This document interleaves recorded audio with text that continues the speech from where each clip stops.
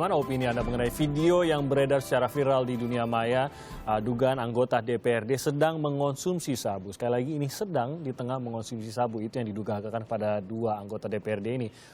Siapa yang berada dalam video sudah diakui oleh keduanya benar mereka, namun mereka mengaku tidak mengetahui apa yang sedang mereka lakukan dan mereka mengaku bahwa mereka tidak mengetahui itu adalah sabu. Bagaimana opini Anda? Anda bisa menghubungi kami di 02153661222. Saat ini kita masih ada Pak Slamet Pribadi dari BNN di studio kita dan juga melalui telepon dari DPC Partai Demokrat Pariaman ada Pak Wirya. Kita terima telepon dari Pak Jimmy di Semarang. Ini seorang warga yang ingin memberikan opininya mengenai insiden ini. Pak Jimmy, selamat pagi Pak. Selamat pagi. Silakan Pak, opini Anda singkat saja Pak. Jadi kalau menurut saya sekarang ini DPR itu sudah jatuh, tertimpa tangga, tersiram cat Pak. Jadi mereka menggali lubangnya makin dalam, lebih dalam dari Parung Sunda yang 9.000. Jadi saya nggak tahu ini parpol ini gagal sebenarnya bentukannya. Mereka itu kadang-kadang direkrut di mana ingin melayani, menjadi public figure, menjadi teladan. Mereka sudah selesai dengan urusan pribadi. Ternyata mereka kelakuannya malah lebih buruk, ditangkap KPK lah gitu kan. Jadi sekarang maaf kata Pak Slamet Pribadi ini BNN kerjaannya lebih repot sekarang. Jadi wahai kepada ketua parpol, pemilik parpol, CEO-nya itu, bagaimana Anda merekrutnya? Merekrutnya mereka nggak pernah terbuka. Ya kan? Akhirnya mereka dapat SDM seperti ini, yang nggak bagus-bagus gini, yang sampah, maaf kata. Oke, Pak Jimmy. Ya, gimana kita nggak dapat apa-apa. Mereka akhirnya tidak mengawasi pemerintah, membuat undang-undang, melayani masyarakat dengan baik gitu. Pak Jimmy, Anda sendiri melihatnya ini lebih kepada tanggung jawab parpol ada di sini Pak ya, bukan pribadi, karena yang mengonsumsi di sini kan pribadi Pak. Tapi Anda melihat ini sebenarnya ada tanggung jawab atau campur tangan parpol yang seharusnya bisa mencegah ini, begitu Pak Jimmy? Enggak, itu jadi source-nya. Input, proses, output, feedback kan, itu kan inputnya.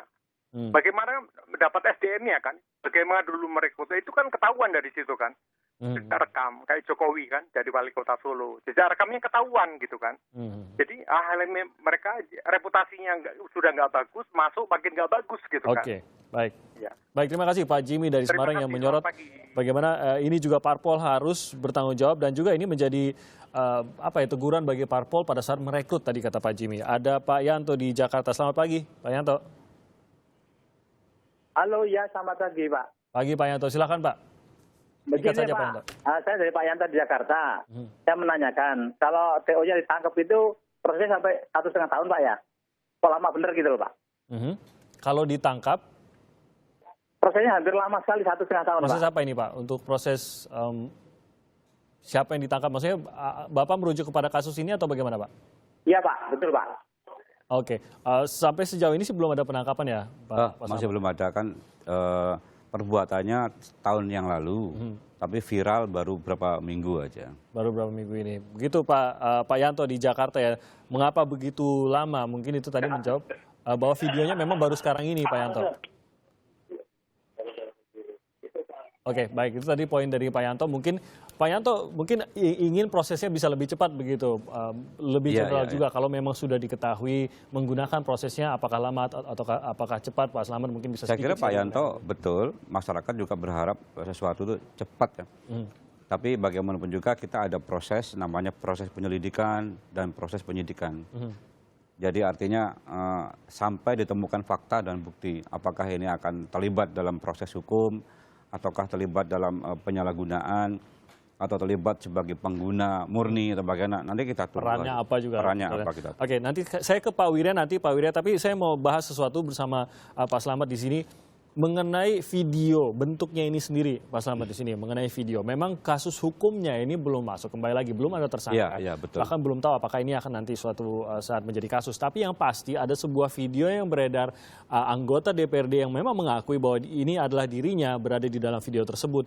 Aktivitas yang dilakukan ini sama dengan aktivitas mengonsumsi sabu. Bisa dikatakan begitu Pak Slamet ya? Kalau dari sisi gambar video, belum lagi forensik ini ya, forensik foto, forensik video. Ini sesuatu yang sempurna sekali, Dan ini adalah drama yang menjadi contoh buruk bagi terutama adik-adik kita, bagi para pemuda, bagi remaja. Ini sebuah drama yang tidak boleh dijadikan toladan, jadikan contoh. Karena ini akan sudah viral, akan contoh itu. Itu adalah sebuah kerugian juga, begitu. Maksud saya begini Pak Mas Slamet, bahwa saat ini kan yang kita ketahui mengonsumsi, ada 2 orang yang mengonsumsi, mungkin yang bertanya, lalu kalau memang tidak masuk ke ranah hukum, apakah sudah menimbulkan kerugian? Ini Sangat. menurut ukuran BNN sudah menimbulkan Secara kerugian. moral sangat merugikan. Di satu sisi kita berusaha untuk melakukan pencegahan, rehabilitasi, pemberantasan, tapi sisi yang lain ada contoh yang tidak baik oleh sebuah tokoh yang mudah sekali disorot oleh masyarakat. Jadi semacam contoh yang buruk gitu loh. Oke. Apalagi dilakukan oleh seorang tokoh masyarakat, anggota DPR. Nah, berbicara tokoh masyarakat, anggota DPR, kita akan tunjukkan beberapa informasi atau data yang kita kumpulkan mengenai keterlibatan pejabat publik dengan narkoba yang kita catat dari tahun 2013. Ini adalah beberapa kasus narkoba yang melibatkan pejabat seperti Anda lihat dari tahun 2013 ini, dari Kepala Divisi Pemasyarakatan dan lain-lain. Anda bisa melihat ini adalah inisial-inisial dari mereka, pejabat-pejabat negara yang terlibat dengan kasus narkoba. Ada beberapa barang bukti yang disertakan juga dalam informasi ini. Ada barang bukti langsung 1 paket sabu dan lain-lain. Dan ada yang berikutnya dari 1 September 2015, MS pejabat Dinas Sosial, Tenaga Kerja dan Transmigrasi dari Riau. Barang buktinya juga menemukan langsung paket sabu di lokasi. 23 Oktober 2015, ini terjadi pada anggota DPRD Provinsi NTT dengan barang bukti juga menyertakan 1 paket sabu dan lain-lain. Pejabat publik di sini dan tentu saja lekat sekali dengan partai. Pak Wirya masih bersama kami ya Pak? Ya. Pak Wirya?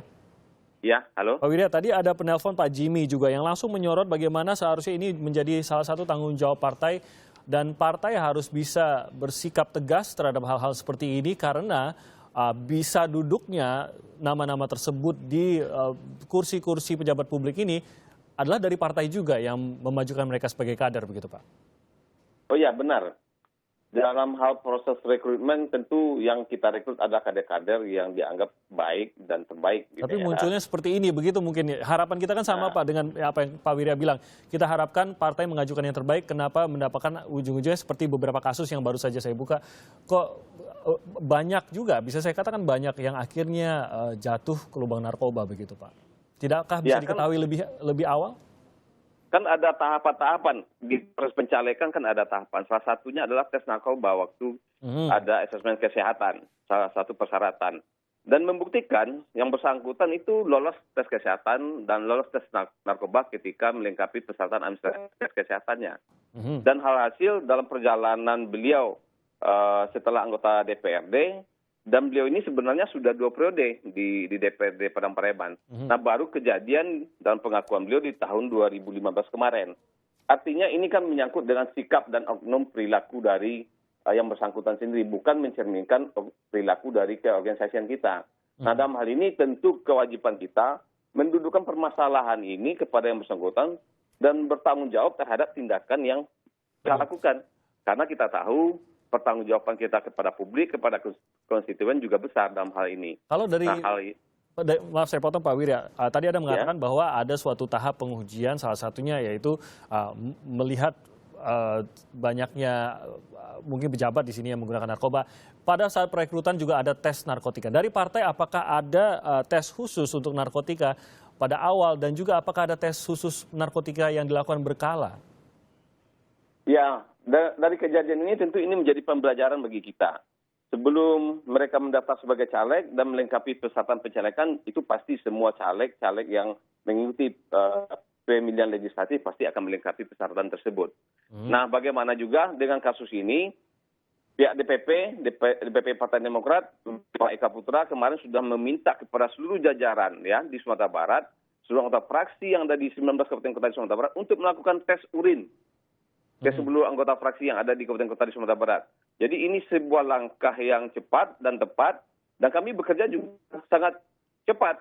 Kejadian viral ini hari Jumat, kita hari Minggu langsung follow up, hari Senin langsung kita bawa ke BNN, dan kemarin kita sudah sampai di Jakarta, dan kita tunggu hasilnya hari Kamis besok. Ya mudah-mudahan ini sebuah keputusan yang final, yang tepat, yang bisa ditunggu oleh masyarakat, bentuk ketegasan dari kita, dari partai politik. Baik, jadi sekarang seluruh anggota DPRD di Pariaman khususnya dari Partai Demokrat sudah dites narkoba ya Pak ya? Sudah, kemarin kita sudah uji tes ujinya di KNN Provinsi Sumatera Barat. Dan saya berterima kasih sekali pada Pak Ali Azhar dan Pak Slamet yang sudah memfasilitasi kami dan menerima kami dengan baik. Karena saya juga baru pertama kali kemarin itu menginjakkan kaki di BNN. Karena selama ini mudah-mudahan nggak pernah salah lagi. Pertama kali ya Pak ya, BNN. Ya. Oke, ada rencana untuk melakukan itu secara berkala Pak, karena seperti Anda katakan tadi, pada saat perekrutan bersih begitu Pak dari narkoba, tapi tentu saja tahun-tahun berlalu kita tidak pernah tahu bagaimana dalam kerjanya, mungkin saja akhirnya ada keterlibatan dengan narkoba, sehingga mungkin akan harus ada tes berkala, dan bagaimana tes berkala ini juga tidak menyinggung dari para anggota ataupun kader juga nih Pak. Ya, saya dengan tegas untuk Padang Pariaman minimal 3 bulan sekali akan saya laksanakan tes urin. Dan saya akan kerjasama dengan pihak BNN Provinsi.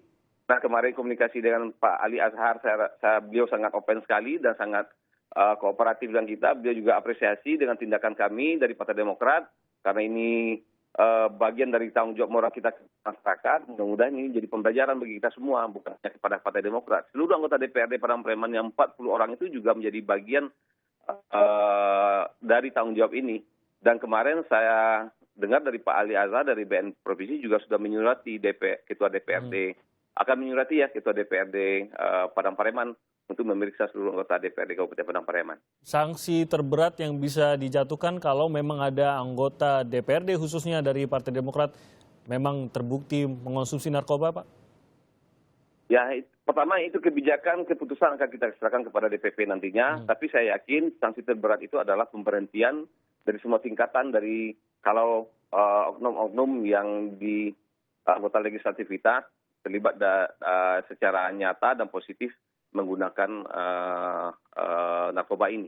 Baik, terima kasih banyak Pak Wirya Vansuri dari Ketua DPC Partai Demokrat di Padang Pariaman tadi yang sudah menjanjikan bahwa kalau memang ada hasil positif akan ada sanksi, kalau negatif pun melihat apa yang sudah terjadi tentu ada sanksi juga, dikatakan begitu. Ya, secara etis mungkin sangat nyata ya. Secara hukum perlu ada persesuaian antara alat bukti yang satu dengan alat bukti yang lain. Tapi saya melihat Sumatera Barat cukup responsif terhadap sejak munculnya kasus ini Pak ya? Iya, DPC Demokrat cepat sekali menanggapinya. Saya setuju. Saya berharap DPC yang lain seluruh Indonesia mencontoh ini lebih tanggap lagi cepat daripada nanti dicontoh orang lain. Terhadap BNN pusat ataupun BNN daerah, mungkin Pak Slamet juga mengetahui, sudah adakah tanggapan dari PDI Perjuangan terkait kadernya yang juga ada di dalam video ini? Saya belum tahu. Yang saya dengar dari Pak Ali Azhar, Kepala BNNP Sumatera Barat, sudah ada komunikasi. Waktunya kapan belum tahu kita, Bang. Oke, tapi memang ada undangan juga ya Pak ya untuk? Ya, sudah diminta untuk datang kemarin, bahkan bareng-bareng diajak bareng-bareng ke Jakarta. Mungkin soal waktu saja mungkin.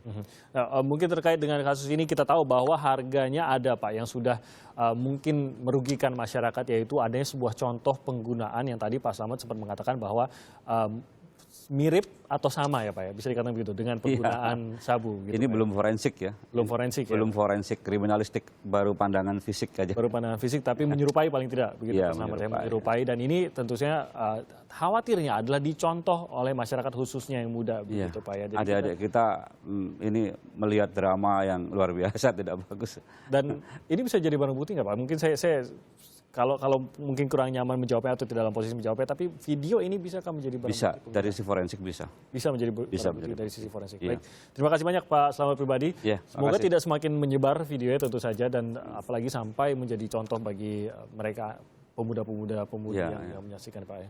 Terima kasih dari BNN tadi Pak Slamet pribadi, dan juga terima kasih kepada Pak Wirya tadi sudah bergabung, dan bagi Anda yang sudah menelpon kami dan memberikan opini mengenai video viral yang beredar dugaan anggota DPRD, betul anggota DPRD-nya tapi dugaannya menggunakan atau mengkonsumsi sabu.